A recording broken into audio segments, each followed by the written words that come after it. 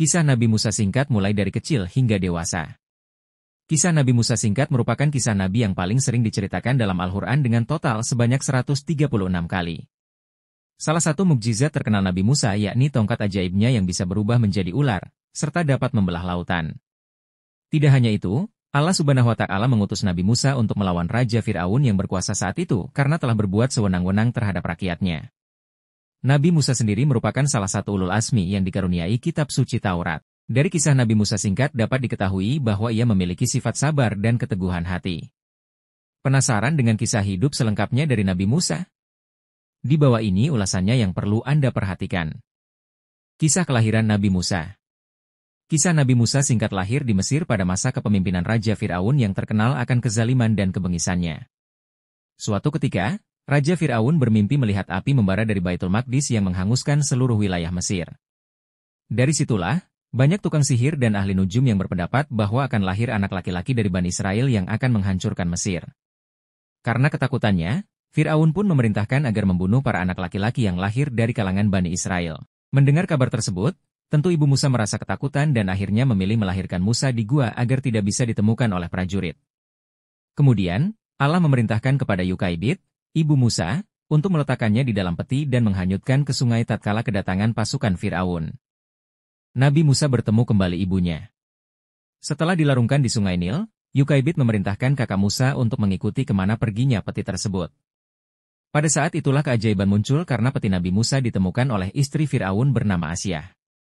Fir'aun memang raja yang kejam, tapi ia sangat sayang terhadap istrinya sehingga ia pun menuruti keinginan Asyah merawat bayi Musa.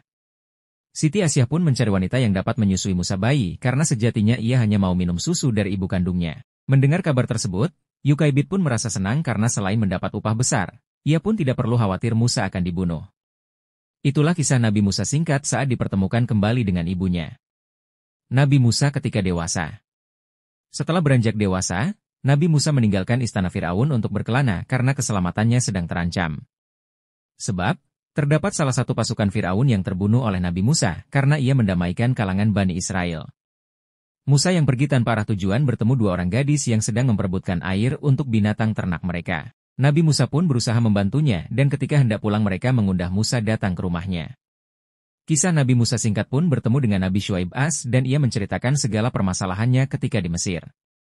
Pada akhirnya, Nabi Musa mendapat tawaran dari Nabi Syuaib untuk menikah dengan salah satu putrinya dan ia tinggal di Madian selama 10 tahun. Nabi Musa kembali ke Mesir. Nabi Musa teringat akan kaumnya, Bani Israel, yang tertindas oleh Fir'aun dan ia pun memutuskan kembali ke Mesir untuk membebaskan kaumnya dari penindasan. Nabi Musa didampingi Syafura, istrinya, menerima wahyu di Bukit Tursina. Kisah Nabi Musa singkat pada saat menerima wahyu, ia melihat ada cahaya putih dan suara yang dikhususkan untuk Musa. Nabi Musa juga meminta kepada Allah Subhanahu wa Ta'ala untuk mengangkat Harun, saudara sepupunya, sebagai rasul karena ia lebih lancar berbicara ketimbang Musa. Setibanya di Mesir, Nabi Musa mengajak Fir'aun untuk kembali ke jalan benar sambil menunjukkan mukjizat yang diterima dari Allah.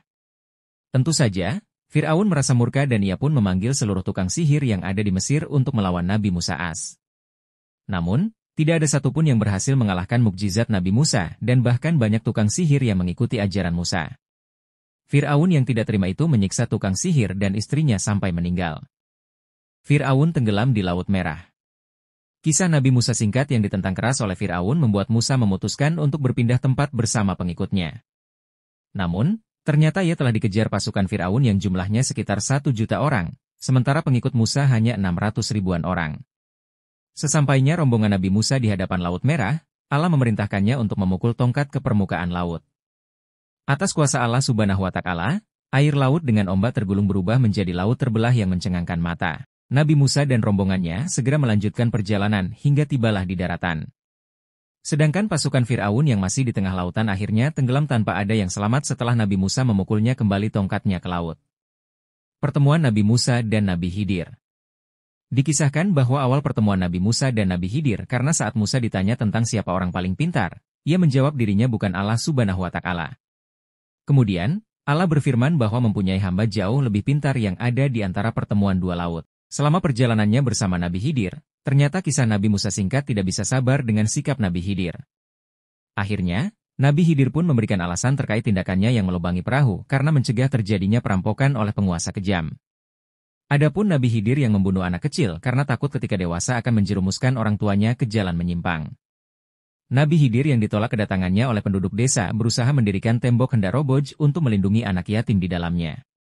Nabi Musa wafat.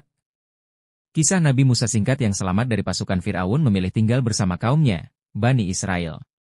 Konon, wafatnya Nabi Musa karena pada saat itu pernah terjadi pemukulan hebat hingga bola matanya pecah ketika didatangi malaikat Israel.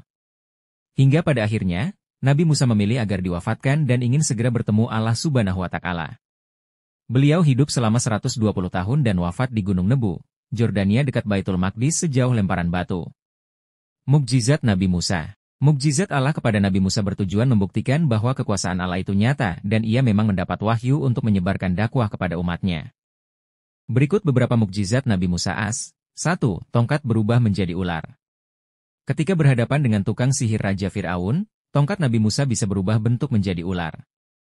Ular besar milik Nabi Musa berhasil melahap seluruh ular kecil yang dibuat oleh para penyihir. 2. Tangan yang memancarkan sinar. Tangan Nabi Musa dapat memancarkan sinar berkilau ketika tangannya dimasukkan ke dalam ketiak. Kejadian ini lantas menyilaukan mata Fir'aun dan menganggapnya bahwa Musa adalah penyihir licik.